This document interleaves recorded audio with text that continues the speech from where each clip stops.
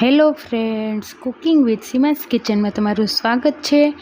અને મારી રેસીપી આજે આપણે ફરાળમાં ખાઈ શકીએ તેવી સાબુદાણાની ખીચડી બનાવીશું. આ રીતે તમે એકવાર બનાવજો. સાબુદાણાની ખીચડી ખૂબ જ યમી, ટેસ્ટી અને સ્વાદિષ્ટ બને છે અને પાછું બનાવવું પણ સાવ સહેલું. તો ચાલો ફ્રેન્ડ્સ, આજે આપણે ચાલુ કરીએ સાબુદાણાની ખીચડીની રેસીપી. મારી ચેનલ કુકિંગ વિથ સીમાસ કિચનને સબસ્ક્રાઈબ કરો, લાઇક, શેર અને ફોલો કરો. તો રેસીપીને આપણે ચાલુ કરીએ. જેના માટે મેં સવારે વહેલા સાબુદાણા પલાળીને રાખી દીધા હતા.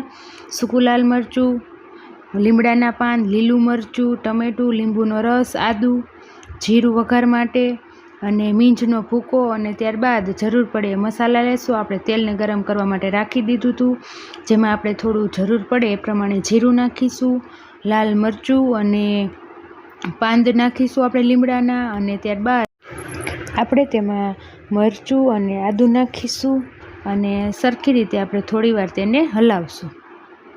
કુકિંગ વિથ સીમાસ કિચનને લાઇક, શેર ને સબસ્ક્રાઈબ કરો. ત્યારબાદ આપણે તેમાં ટમેટાં નાખીશું અને ફરી આપણે થોડી વાર માટે હલાવશું. જો આ રીતે તમે કરજો, સાબુદાણાની ખીચડી તમે સૂકી ભાજી ભૂલી જશો એવી સરસ સ્વાદિષ્ટ અને ટેસ્ટી બને છે. જરૂર પડે એ પ્રમાણે આપણે અડધી ચમચી હળદર, અડધી ચમચી જીરું નાખીશું અને અડધી ચમચી આપણે લાલ મસાલો નાખીશું.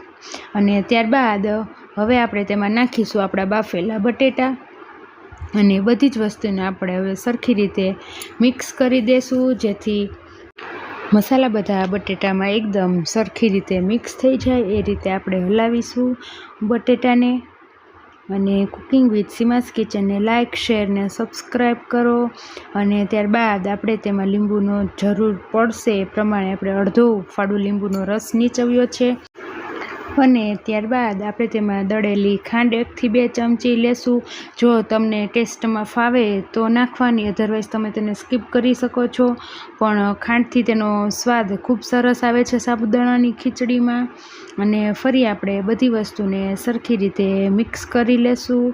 અને બટેટાને પણ આપણે થોડા મેશ કરીશું આપણે ચમચા વડે, જેથી બટેટા આપણા સરસ અધકચરા જોઈ શકો છો એવા થઈ જાય. ત્યારબાદ મેં બટેટામાં બાફવામાં મીઠું લીધું હતું, એટલે અડધી ચમચીથી પણ ઓછું સ્વાદ પ્રમાણે આપણે તેમાં મીઠું નાખીશું. અને ફરી આપણે બધી જ વસ્તુને સરખી રીતે મિક્સ કરી લેશું. ત્યારબાદ હવે આપણે નાખીશું તેમાં સાબુદાણા. અને સાબુદાણા નાખી દીધા પછી પણ આપણે સરખી રીતે બટેટા અને સાબુદાણાનો બધો મસાલો આપણે હલાવી લેશું, જેથી એકદમ સરસ રીતે સાબુદાણામાં પણ મસાલાનો ટેસ્ટ એકદમ સરસ એવો બેસી જાય. અને ત્યારબાદ મિક્સ થઈ ગયા બાદ હવે આપણે તેમાં શિંગદાણાનો જે ભૂકો કરેલો હતો, અને શિંગદાણા પણ શેકીને લેજો, ભૂકો કરજો, તેનાથી સ્વાદ ખૂબ સરસ આવશે. અને ફરી આપણે પાછું મિક્સ કરી દેશું, જેથી સાબુદાણાની ખીચડીમાં એકદમ સરસ આપણો શિંગદાણાનો જે આપણે ફાઇન ચોપ પાવડર કર્યો છે અધકચરા, એ એકદમ સરસ રીતે તેમાં મિક્સ થઈ જાય. તમે આ રીતે હવે કોઈ વાર કે તહેવાર, ફરાળી દિવસ આવે રહેવાનું, ત્યારે ચોક્કસથી ટ્રાય કરજો. આપ જોઈ શકો છો એકદમ સરસ યમી અને ટેસ્ટી એવી સાબુદાણાની ખીચડી આપણી બનીને તૈયાર થાય છે.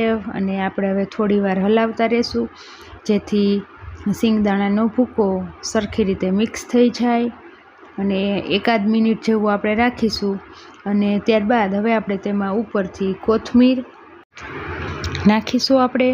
અને ફરી આપણી સાબુદાણાની ખીચડીને આપણે સરખી રીતે મિક્સ કરી દેશું.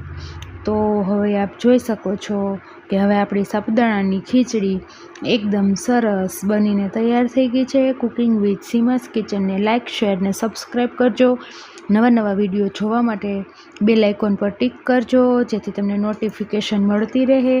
અને હવે આપણે સાબુદાણાની ખીચડીને એક ડીશમાં આપણે સર્વ કરીશું. આપ જોઈ શકો છો, જોતાં જ આપણે મોઢામાં પાણી આવી જાય એવી આપણી ફરાળી સાબુદાણાની ખીચડી બનીને તૈયાર થઈ ગઈ છે. વ્રત કે ઉપવાસ પર ચોક્કસ એકવાર ટ્રાય કર્યા જેવી આ રેસીપી છે. આ રીતથી સાબુદાણાની ખીચડી બનાવજો ચોક્કસથી, અને તમે સૂકી ભાજી બટેટાની ભૂલી જશો એવી સરસ, ખૂબ જ સરસ અને હેલ્ધી સાબુદાણાની ખીચડી બનીને તૈયાર થાય છે. Thank you watching my video. Like, share and sub